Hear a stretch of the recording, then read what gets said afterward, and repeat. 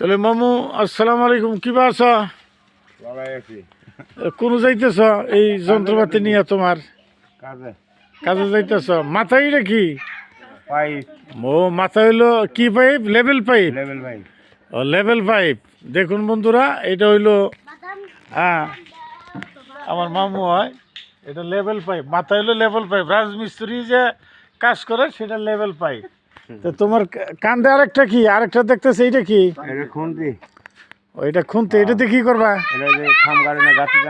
ও খাম গাড়ি গাঁথি দিবা? ও আচ্ছা আচ্ছা। তাহলে যাইতেছ এই কাজে যাইতেছ, মাথায় হইলো লেভেল লেভেল পাইপ। মাথা হয়েছে লেভেল পাইপ, এটা লেভেল পাইপ।